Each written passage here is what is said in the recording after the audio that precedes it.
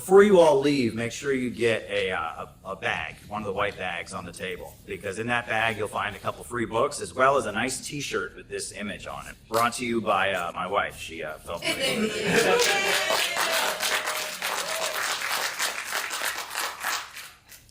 So, George Washington, first president of the United States.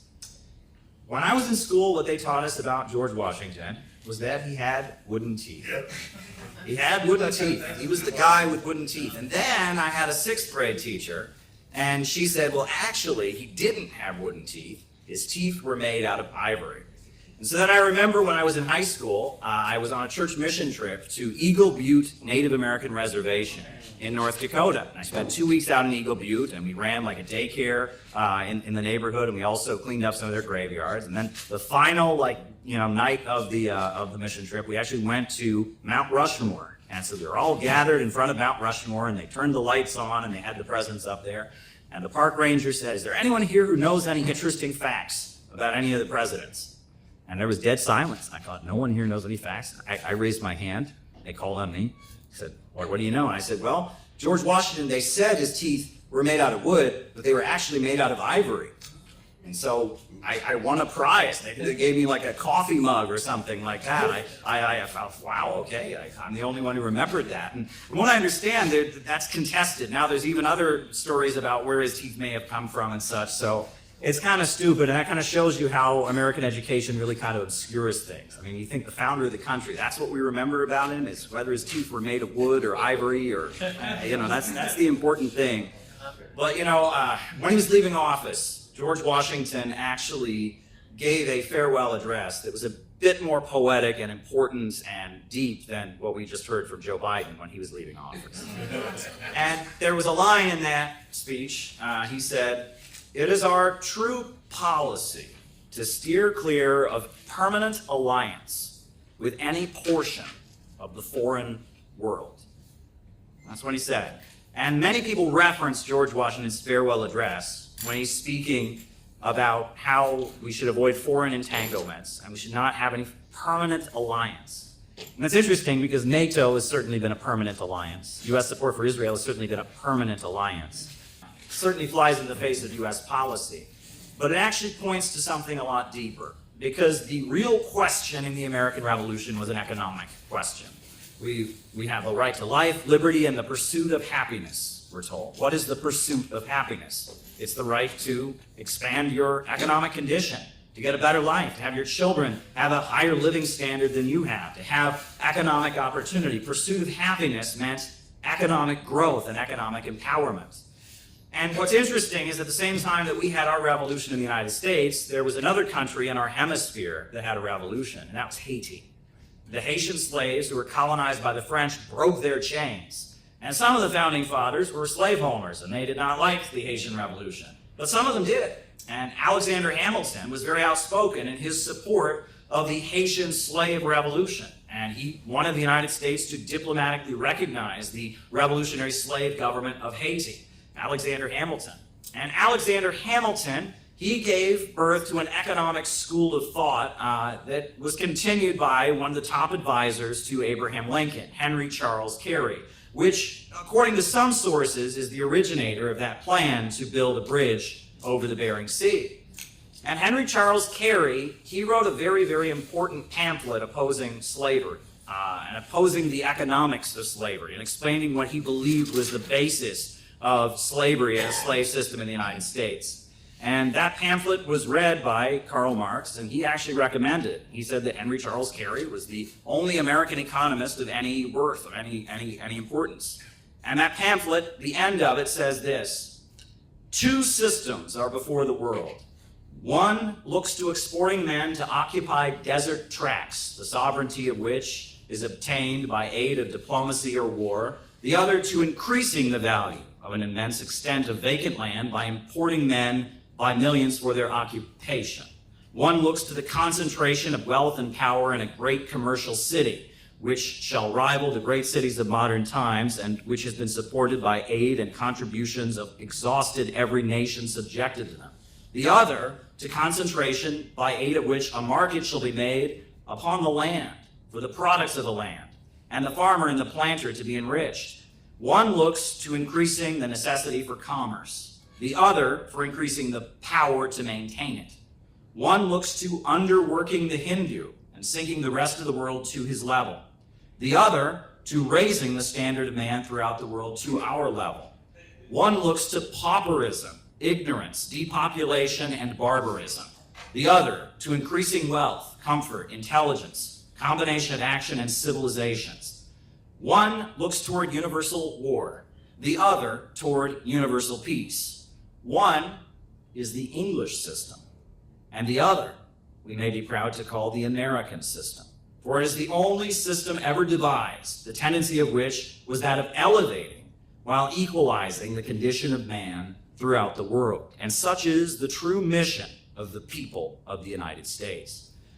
And Henry Charles Carey was describing how at the time that England was emerging as a colonial power, it was holding back economic development. British bankers were using their monopoly to keep countries in poverty. And he talks about underworking the Hindu. That's about the brutal colonization of India. What the American Revolution was really about, right? If you know that the 50 states, that's the 50 stars, but the 13 stripes are for the 13 colonies. And the 13 colonies wanted economic development, whereas the British Empire just wanted them as a temporary trading hub, as a holdout, a trading post in their global sea-based empire. And you could argue that there's a very extreme similarity in what Henry Charles Carey was describing about the English system and the basis of the American Revolution and what was written by Vladimir Lenin when he wrote about the Bolshevik Revolution and when he explained his theory of imperialism, the highest stage of capitalism. And actually, I wanted you guys to go get another flag that I have. I have the Chinese flag. It also has stars on it, no stripes. But the Chinese flag, on the Chinese flag, this star represents the Chinese Communist Party. But these 4 stars, they represent what was called the block of 4 great classes. The workers, the peasants, the urban merchants, and the national capitalists. The block of 4 great classes that Mao built in alliance against imperialism. Classical Marxist theory was it was the workers versus the capitalists. But Lenin came along and he said, actually, capitalism has entered this stage of imperialism, of monopolies, holding countries in poverty. And that the revolution isn't going to come from the Western countries, and it's not going to be the workers versus the bosses. It's going to be nations that have been kept in poverty fighting to break free and establish their economic independence. And that was the Leninist theory of how socialism would come into the world. So thank you very much. And what's also interesting is that now, if you go to China, you go to Russia, standard classical Marxist-Leninist stuff isn't as popular. But there's a rising school of thought called geopolitics. And geopolitics talks about civilizations of the East versus civilizations of the West, and civilizations of the sea versus civilizations of the land. And they talk about how there are empires in history that are sea-based, that build mighty navies and control trade routes. And there are empires and civilizations that are land-based, and they control great land masses. And that they have a fundamental difference in how they orient people. Because if you're simply controlling the trade routes, all you need to do is build up a mighty military. Whereas if you're developing on the land, you have to build roads. And you have to connect different ethnic groups and different nationalities and different religious groups with each other. And that if you compare the civilizations in China's history and the civilizations in Russia's history, if you compare the Persian Empire that existed in ancient Iran with the Roman Empire that was based on the Italian peninsula, a sea-based empire, or with the British Empire that later emerged, their economic relationship was different. And their culture developed in a different way. We associate the East with more collectivist ideas and a more collectivist notion of what it means to be a person, whereas we associate the West with more radical individualism. And that this school of geopolitics, how our relationship with the land affects how we relate to each other. This is being widely studied, right? You know, in the Cold War, they just talked about communism versus capitalism. But now, in the Eastern countries, they're saying it's much deeper than that, and that there are deep issues in civilization and global perspective that have a much deeper root. Now, at the time the Vietnam War was happening, Dr. Martin Luther King Jr., this is the holiday in his memory, Dr. Martin Luther King Jr., he came out against it in 1967. And he was condemned by the NAACP for coming out against it. They told him not to come out against it. It was hurting the civil rights movement. He should just focus on civil rights. Estimated that we spend $322,000 for each enemy we kill in Vietnam, while we spend in the so-called war on poverty in America only about $53 for each person classified as poor. The promises of the Great Society have been shot down on the battlefield of Vietnam, making the poor, white and Negro, bear the heaviest burdens both at the front and at home. And he went to Riverside Church in Harlem in New York City, and he gave a very powerful speech condemning the Vietnam War. And in that speech, he said the following thing: "These are revolutionary times. All over the globe, men are revolting against old systems of exploitation and oppression. And out of the wounds of a frail world, new systems of justice and equality are being born. The shirtless and barefoot people of the land are rising up as never before. People who sat in darkness have seen great light. And we in the West must support these revolutions." That was Dr. Martin Luther King Jr. a year before he was assassinated. And what he was really saying there was that the Vietnam War wasn't about capitalism versus communism. It was about Vietnam, which is a deeply impoverished country historically, fighting in order to industrialize, fighting to take control of its country and build itself up. That they were under the domination of the French, they were under the domination of American and British corporations, and they wanted economic independence so they could build themselves up. That was really what the issue was. And Noah and I, we got to attend the World Youth Festival in Sochi, Russia. And we actually got to meet people from Vietnam, representatives of the mass youth organizations of Vietnam. And right now, Vietnam is experiencing what the World Business Forum has called an economic miracle. They have given their country a high-tech upgrade, internet access all across the country. They have provided education on a massive scale. Since the end of the Vietnam War, they've seen their life expectancy go up by 17 years, and it just continues rising. The Vietnamese government has proceeded to raise people up from poverty. And it's not just Vietnam. I mean, you go to another part of the world, part of the reason we're pushing this bridge is because there is an economic expansion happening very, very rapidly. The rise of the BRICS countries. There's whole sections of the globe that we were taught about in school that they just kind of glossed over. It was like they weren't even important. Big sections, big land masses in Russian Far East, Mongolia, Central Asia, all these places that they just didn't used to matter. They're becoming electrified. And there's railway going through them. And there's people rising up from poverty and getting running water and electricity and modern technology. And what is happening in the Far East is very, very exciting. Meanwhile, here in the West, our economy is getting worse and worse and worse. I tell people that they're unpaving roads in the United States while they're paving roads in the most rural, isolated parts of China. They're literally unpaving the roads here in the United States. 27 different states have situations where local municipalities can't afford to maintain paved roads. They pull up the asphalt. We saw the Francis Scott Key Bridge that collapsed. Remember that? That was in this part of the country. More recently, we saw the wildfires raging in Los Angeles. And then we found out part of the reason that the wildfires got so bad is because the local Democratic Party, Samantha Power and Joe Biden and Kamala Harris sent a bunch of the fire protection equipment to Ukraine.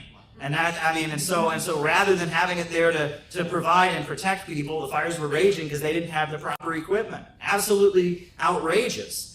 And it seems that our leaders in the United States are not loyal to the United States. They're loyal to an international financial system. They're loyal to defending this British Empire, globalist, imperialist way of doing things. They're loyal to Atlanticism and the international financial system that concentrates wealth in great cities like Wall Street, New York, like the London Stock Exchange. And not only does it suck the life out of the countries under its domination, but it's sucking the life out of the heartland of America.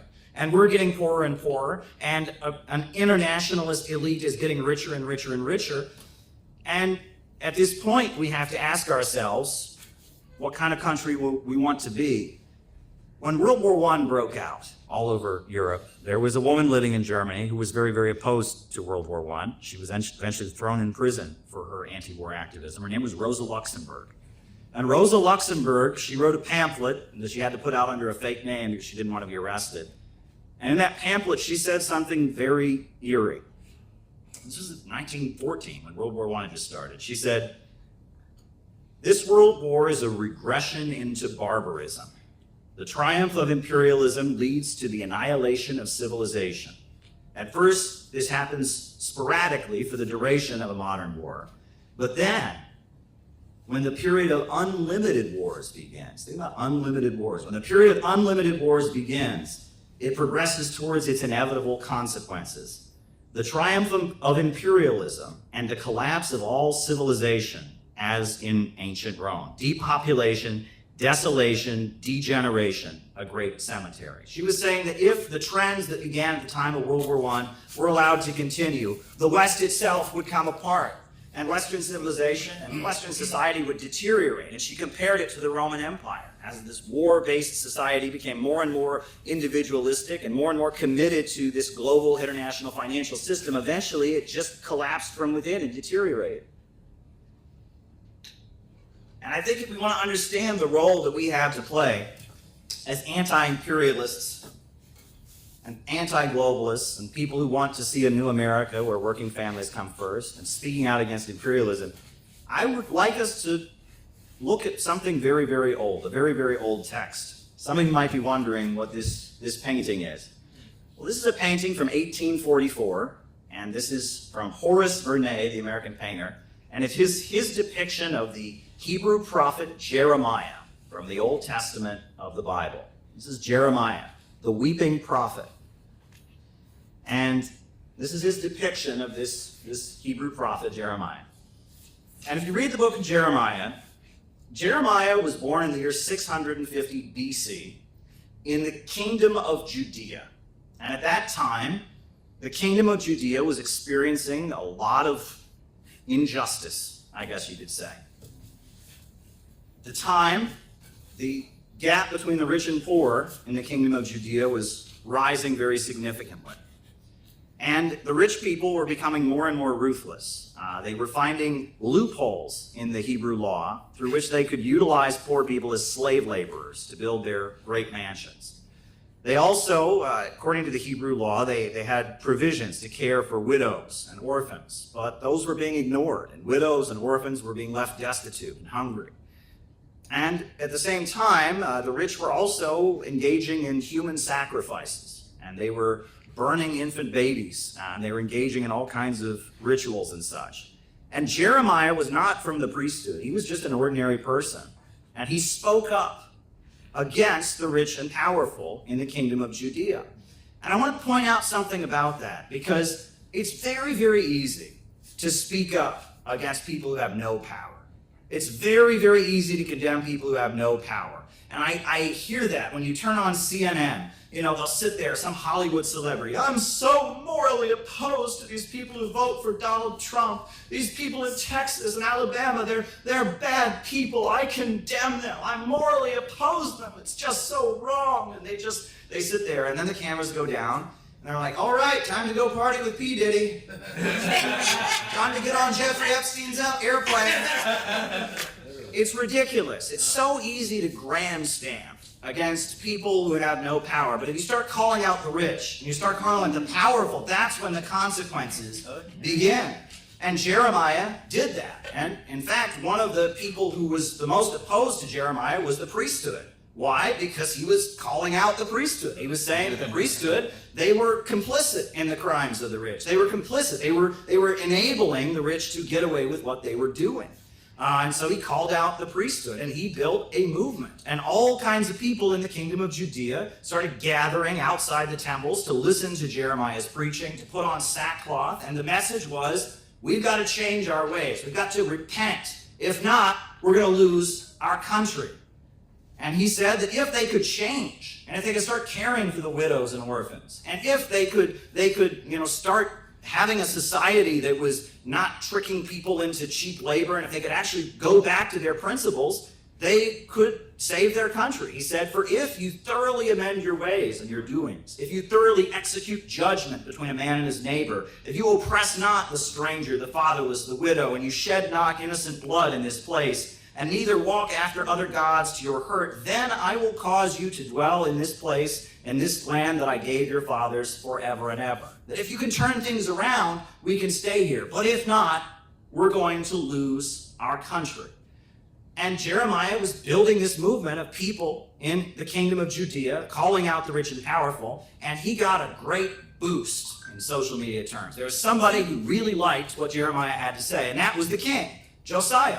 The king Josiah was seeing that they had enemies and that there were other countries that could attack them, and that the way the rich were in behaving and conducting themselves was tearing apart the social fabric they would need to resist a foreign invader.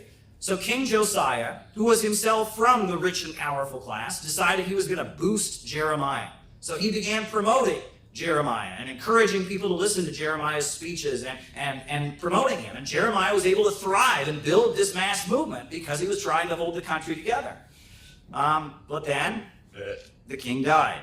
And after the king died, the new king who came in was somebody who was in with the rich and their human sacrifices and their parties and didn't want to hear what Jeremiah had to say. And so this new king did not protect Jeremiah from the priesthood. And the priesthood moved in to very ruthlessly begin to persecute Jeremiah. Jeremiah was publicly flogged, and he was placed into a pillory in front of the temple. And his family abandoned him and denounced him. And the priests even forbid him from ever getting married because they wanted to just stick it to him, right? Imagine such an awful thing to do to somebody, to deny them the right to get married. And if you read the book of Jeremiah, chapter 20, he's crying out to God as he's in the pillory, as he's being humiliated, as he's being persecuted. He's crying out to God and saying, I wish I didn't have to say this. I wish I didn't have to speak the truth. And he says, I wish that I could just have held it in and not said these things that would get me in so much trouble. He says, then I said, I will not mention him, nor speak any more his name. But his word was in mine heart as a burning fire shut up within my bones. And I was wearying of forbearing, and I could not stay. He couldn't hold in the truth. He knew what was going on. He knew how unjust it was, and he just couldn't hold back. He had to keep speaking despite all the persecution he was facing, despite losing his family, despite being put in a pillory, despite not being allowed to marry. He had to keep speaking up. And he's saying to God, why can't you just let me not say it? Why are you not letting me just hold back? That's Jeremiah. And what happened? Well, after Jeremiah was subjected to all this persecution and was isolated, was made into a social pariah, what happened? Well, Babylon invaded the kingdom of Judea. And the Israelites were subjected to 70 years of enslavement. And everybody knew that Jeremiah was right.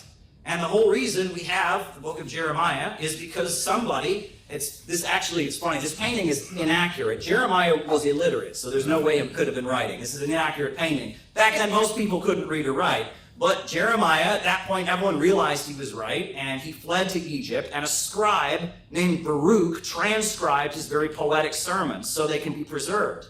And for the 70 years that the Israelites were held in captivity, they were all saying, Jeremiah was right. If only we had listened to Jeremiah. He was right. He was warning us that if we didn't turn around, we were going to be destroyed. We were going to lose our country. But we didn't listen.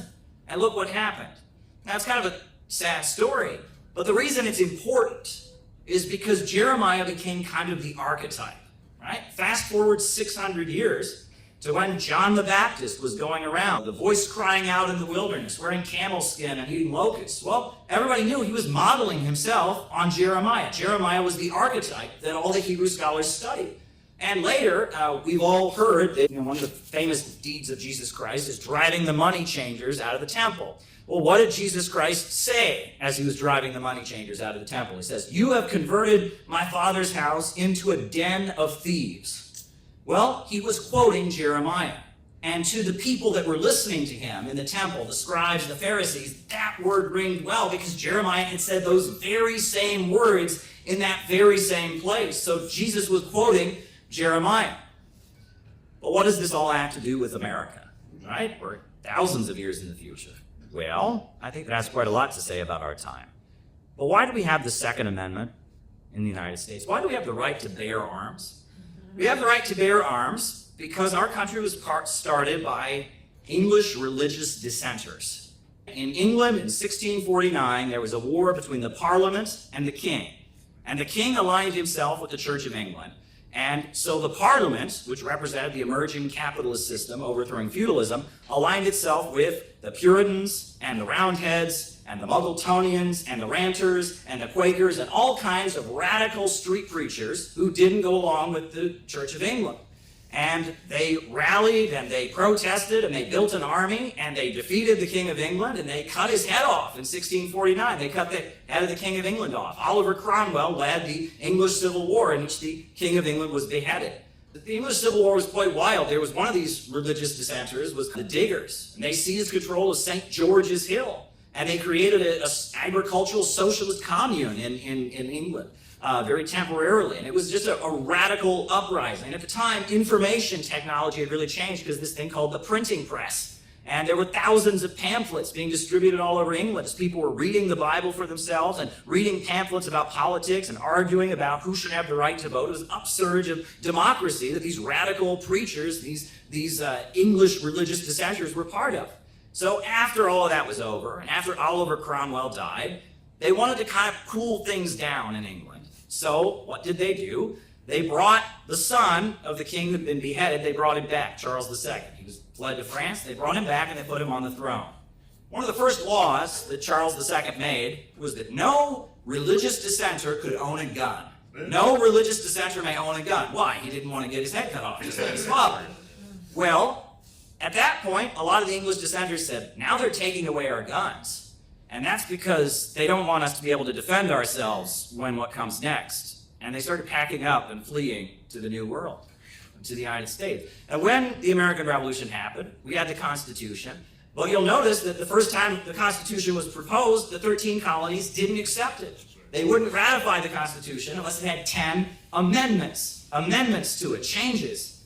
And the First Amendment was, Congress shall make no law respecting an establishment of religion, meaning there will not be a church imposed on you, no Church of England imposed on you. You have the right to be religious in your own way, and you will never have a state religion imposed on you. Or restricting free exercise thereof, meaning we will never repress your right to practice your religion as you choose. And then the Second Amendment was, you'll never take our guns away, and you'll never render us defenseless. That we fast forward to the time we're living in now, and we think about the moment that we're in now, where it seems like the question of the American Revolution, and a question that has hung over U.S. society, is once again back. Are we going to be an imperialist country, or are we going to be a country where working families come first? Are we going to embrace the English system, or are we going to embrace the American system? Or are we going to be a civilization of the sea, or a civilization of the land? Because the rich and powerful, they look at the United States and they don't see a country full of vast resources and population. They see overpopulation. Too many people. We need to drive down the population, reduce consumption. And they don't look at the population as having potential and having the ability to innovate and invent new things. They see us as an obnoxious horde that needs to be managed. And there is a real divide. Donald Trump gave a speech before he came back to office during his time during the Biden administration. He gave a speech where he talked about the quantum leap. And he talked about building cities all across the American heartland. We should hold a contest to charter up to 10 new cities and award them to the best proposals for development.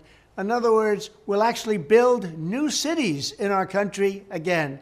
These freedom cities will reopen the frontier, reignite American imagination, and give hundreds of thousands of young people and other people, all hard-working families, a new shot at home ownership and, in fact, the American dream. And he also talked about increasing, paying out a bonus to every family in America that would have children. And lowering the cost to build a single-family home. And they will be beautiful homes. And I will ask Congress to support baby bonuses for young parents to help launch a new baby boom.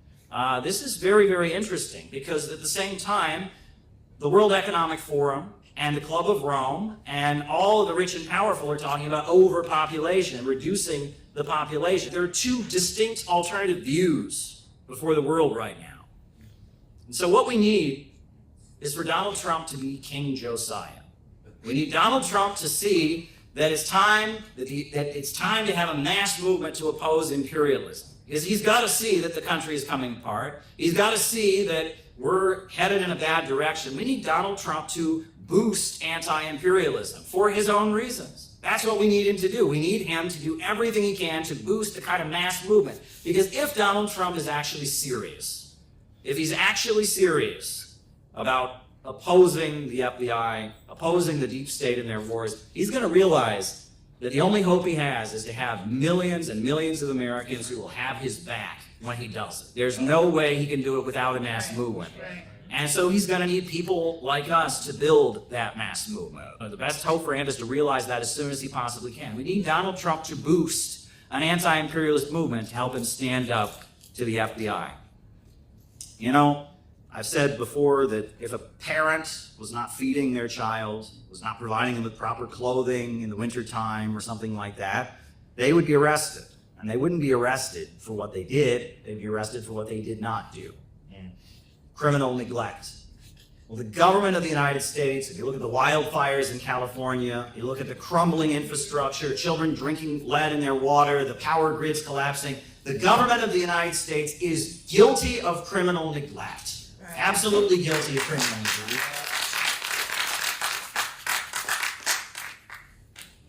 And we've put forward a 4-point economic plan that you can look at on our website. Public control of banking, public control of natural resources, a mass mobilization to rebuild the country, an economic bill of rights. If you implemented those 4 things, you could transition the United States toward being a healthy, prosperous society. But again, there is an economic question that is here, which is central to the Malthusian worldview of the ultra-rich, is this idea of what they call non-productive consumers, or to put it more globally, useless eaters, more rapidly. This idea that human beings are just a leech on society, etc. Well, the reason that we're innovationists is because we celebrate human creativity. Ants have been making their ant farms the same way for thousands of years. Beavers have been making their beaver dams the same way for thousands of years. But in just 5,000-6,000 years, human beings have gone from hunter-gatherers in the woods to space travel, iPhones, and artificial intelligence. And it is human creativity and our ability to reinvent our relationship with nature that defines what it means to be a human being. Human innovation is beautiful and it should be celebrated. We have a piece of godlike creativity, a gift within us. That's beautiful. Henry Charles Carey, he also said in that pamphlet that I referenced, he said, to raise the value of labor throughout the world, we need only to raise the value of our own. To raise the value of land throughout the world, it is needed only that we adopt measures that shall raise the value of our own. To improve the political condition of man throughout the world, it is needed that we ourselves should remain at peace, avoid taxation for the maintenance of fleets and armies, and become rich and prosperous. To raise the condition of woman throughout the world, it is required us only that we pursue a course that enables men to remain at home and marry, that they may surround themselves with happy children and grandchildren. To substitute true Christianity for the detestable system known as Malthusianism, it is needed that we prove to the world that it is the population that makes food come from rich soils, and that food tends to increase more rapidly than population, thus vindicating the policy of God to man. Perfect obedience to the greatest of all commands, do unto others as you would have others do unto you. This is the object and the results of the mission of the United States. Now that was Henry Charles Carey. And that's a patriotism and a view of what it means to be an American that I can get behind. I look at this painting that hangs in the state capitol of Kansas. This is the mural, and that's John Brown. And John Brown was executed for treason. He was actually the first person in American history to ever get the death penalty for treason. because he tried to lead an uprising against slavery. He was so opposed to slavery that he tried to seize Harper's Ferry and distribute guns to his slaves and lead an uprising against slavery. He was given the death penalty. When they asked him why it was that he did so much to oppose slavery, he cited what I just read, the Golden Rule. He said, "Do unto others as you would have them do unto you." And if I was held in slavery, I would want someone to fight for my freedom. So that is what I must do. And you look at John Brown, and you look at him there waving his Bible and his rifle in one hand. That's our heritage as Americans. And they can't rob that from us. And my objection to a lot of the wokeism is it points to all the evil things in American history, all the racism, all the horrible wars, all these things, and it makes it sound like that's the only side of the story. They're forgetting about Eugene Debs. They're forgetting about Dr. Martin Luther King. They're forgetting about all the brave people who built mass movements and organized to fight against the evil things. And we have just as much right to that history, just as much right to call that American history as the European. I'm not going to let them take that from us. And I want to end by saying this. You know, Donald Trump's rallies, I love the soundtrack. He plays YMCA, he plays the Rolling Stones, you can't always get what you want, you get what you need. And he plays that, and his rallies are very optimistic. He gets very fired up, and he criticizes, and he talks about bad conditions, but he's always celebrating and partying. And I said, you know, you really don't help anybody by telling them how bad things are. You really don't help anybody by making them feel hopeless and making them feel like the world is going to hell. The world's not going to hell. The world is going to God. And you help people by showing them the good time that is coming. And good times are coming if we can get people to think. Right. People must learn to think. And that is what we were trying to do. That's why we cobbled all this together and spent all this money to get ourselves to Washington, D.C., to hand out pamphlets and put this poster out here. We're trying to get people to think. People need to wake up and think because our country is in a bad shape. But if we can learn to think, the sky's the limit. And the world can get beautiful and even better. So we got to just keep doing our jobs. And it's hard, and it's not easy, and sometimes it's really cold outside, you know, and sometimes this happens or that happens, but you have to just keep being optimistic and just keep looking forward, even if you feel sometimes like a voice crying out in the wilderness. Thank you very much.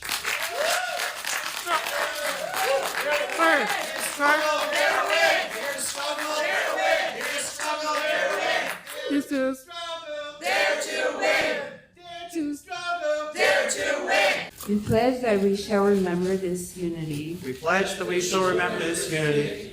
Forged at the end of the Second World War. Forged at the end of the Second World War. Not only today, not end of this week, this year, but always. Not only today, not only this week, this year, but always.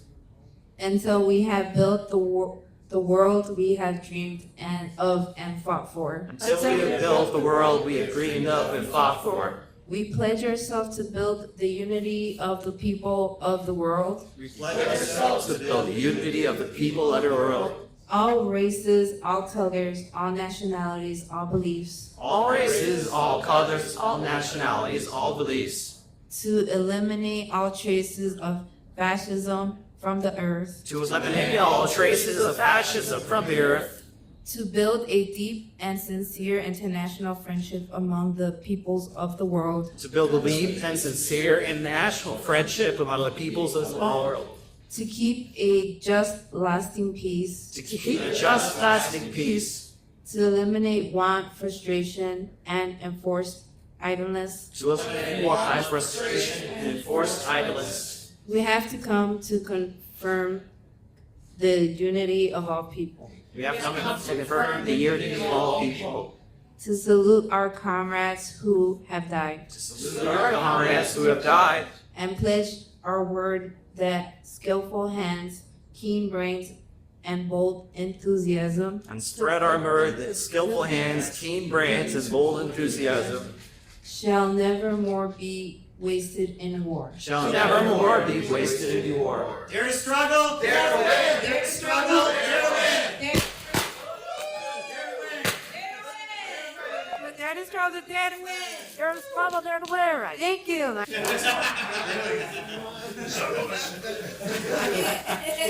Are you still tired? Or are you awake now?